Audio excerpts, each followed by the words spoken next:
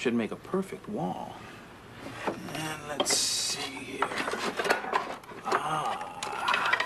The perfect front porch. Hi, I'm just gathering some materials so we can build a house. My friends need a place to live. I thought it would be fun to make them one. You know, everybody needs a home. A place to eat, sleep, take shelter, maybe even raise a family. But you can't just plunk yourself anywhere. Here's a story about someone who goes house hunting and checks out plenty of real estate before hunkering down. It's called, Is This a House for Hermit Crab?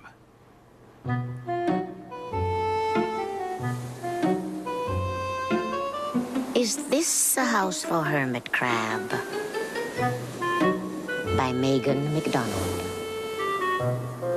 Illustrated by S.D. Schindler. Read by Eartha Kitt. Hermit Crab was forever growing too big for the house on his back. It was time to find a new house. He crawled up out of the water, looking for something to hide in, where he would be safe from the prickle-pined fish. He stepped along the shore by the sea in the sand. Scratch, scratch, scratch, scratch, scratch, scratch, until he came to a rock. Is this a house for Hermit Crab? Turning himself around, Hermit Crab backed his hind legs beneath the rock. The rock would not budge. It was too heavy. So he stepped along the shore by the sea in the sand. Scritch, scratch, scritch, scratch, until he came to a rusty old tin can. Is this a house for Hermit Crab? When he tried to walk with the can on his back, it bumped and clunked and bumped and clunked. It was too noisy. So he stepped along the shore by the sea in the sand. Scritch, scratch, scritch, scratch, until he came to a piece of driftwood. Is this a house for Hermit Crab? Hermit Crab crawled deep inside the rounded hollow at one end. It was too dark. So he stepped along the shore by the sea in the sand. Scritch, scratch, scritch, scratch, until he came to a small plastic pail. Is this a house for Hermit Crab? Climbing up towards the rim, oops, he fell right in. He clawed and he clawed until he climbed out. It was too deep. So he stepped along the shore by the sea in the sand. Scratch, scratch, scritch, scratch, scritch, scratch, scratch, until he came to a nice round hole in the sand. Is this a house for Hermit Crab? He poked his head down into the opening. A huge pair of eyes blinked back at him. Hermit Crab shivered as he scurried away from the big fiddler crab, peering out of the burrow. It was too crowded. So he stepped along the shore by the sea in the sand. Scratch, scratch, scratch, scratch, scratch, scratch, until he came to a fishing net. Is this a house for Hermit Crab? Poking his claws into the heap, he got tangled and caught. Hermit Crab wriggled and wriggled until he found his way out of the net. It had too many holes. So he stepped along the shore by the sea in the sand. Scritch, scratch, scritch, scratch, scritch, scratch, scritch, scratch. of a sudden, a gigantic wave tossed and tumbled pebbles and sand over Hermit Crab's head. He swirled and whirled with the tide and was washed back out to sea. Sleeker than a shark, the prickle-pine fish darted from its hiding place in the tall seaweed. Every spine of its back stood straight as a steeple. Mouth open wide, it headed right for Hermit Crab. Hermit Crab raced across the ocean floor. Scritch, scratch, scritch, scratch, scritch, scratch, scritch, scratch, scritch, scratch, scritch. Scurrying behind the first creature he saw. It was a sea snail, and he hoped it would hide him, but the shell was empty. The shell was empty! Hermit Crab scrambled inside as quick as a flash and clamped his claw over the opening in the shell. The prickle-pine fish circled the snail shell 3 times, but he could not catch sight of the crab he had been chasing. He glided off in search of something else to eat. When all seemed still and quiet, Hermit Crab snuggled comfortably down into his new shell. It was not too heavy, not too noisy, not too dark, and not too deep. It was not too crowded and did not have too many holes. At last, Hermit Crab had found a new home, and it fit just right.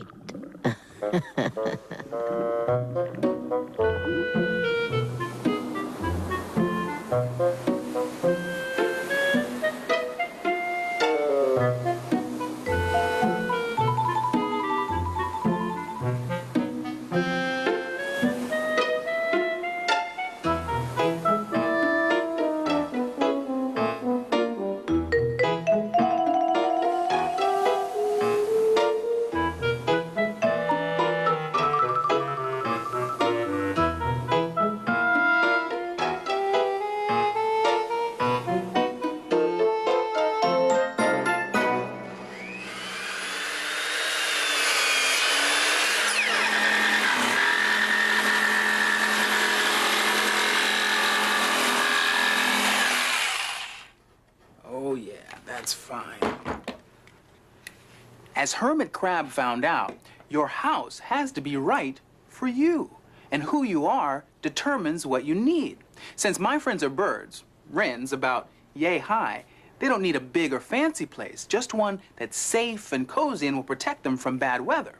Now, of course, they're going to need a front door. So, make my mark here. So let's just cut out a small round hole that'll let the wrens in, but keep the squirrels and bigger birds out.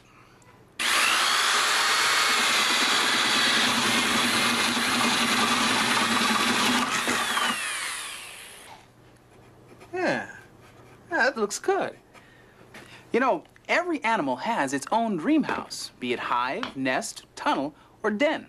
So here are some digs you might not want to curl up in, but their owners think they're fit for a king.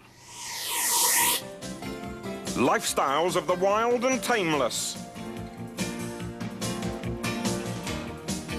To a bat, this cave is just about the best spot to hang out in, especially if you like living with all your family and all your friends close by. There are 20 million bats here, and always room for one more. But if you think you'd get more privacy living in these holes, think again. This is a huge apartment complex of sand martins, and with beak and claw, the birds dig holes in the sand themselves. At last, a place where you can be home alone. A baby kangaroo just climbs on into its mama's pouch, gets real comfortable, and goes along for the ride.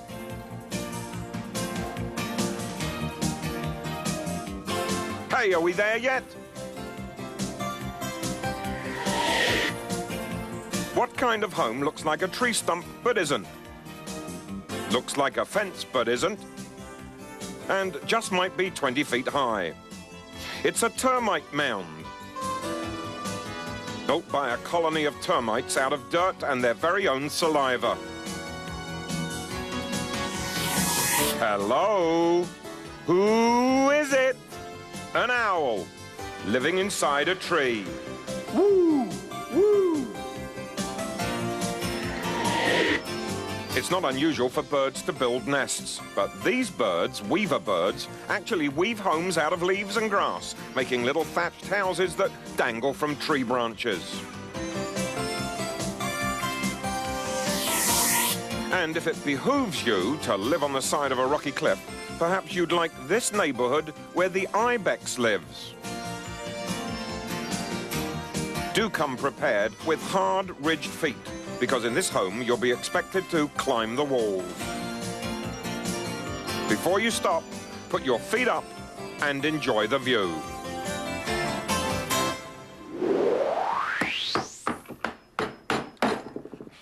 There. Better check the plan to see what's next. Let's see. Oh, right. Okay. Hey, that's really beginning to come together now. Of course, animals don't need to follow a plan. They know instinctively what to do. They use materials from nature and tools they have on hand. And some work so hard, they really sink their teeth into their jobs. Like the beaver, the greatest animal architect of them all. This beaver is piling up branches to make a dam. The dam will hold back enough water to create a pond, the perfect spot for a beaver's home.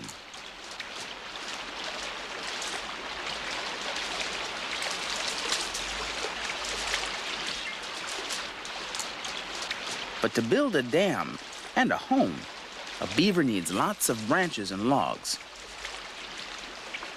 They start by gnawing at trees and cutting them down with their sharp front teeth.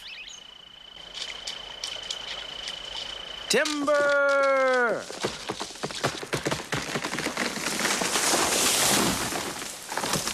Looks good. Next, the beaver drags the branches down to the water, and it instinctively knows where each branch should go.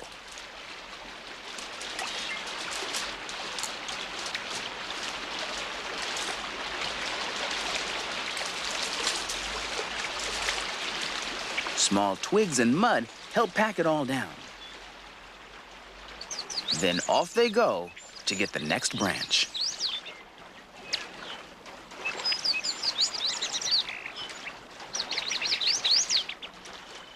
Beavers are excellent swimmers, and they spend most of their lives in the water.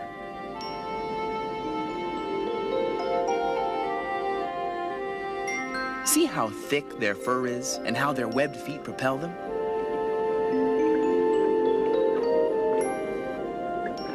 They steer with their flat, broad tails. It's like having a built-in rudder. The entrance to the beaver's home or lodge is underwater, so only the beavers can get in. Each family has a cozy little house where the babies, or kits, are warm and well protected. While Mom and the kits eat, Dad is outside doing some home repairs. But soon, the whole family will gather for dinner.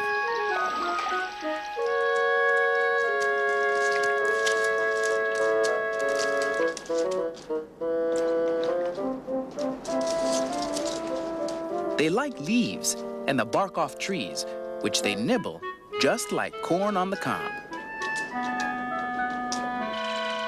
Uh-oh, here comes trouble. The bear is one of the beaver's greatest enemies. But the walls of the lodge are so thick, there's no way the bear can harm the beavers. Oh well, better just give up and go home, and leave these master architects safe and sound in their perfectly constructed home.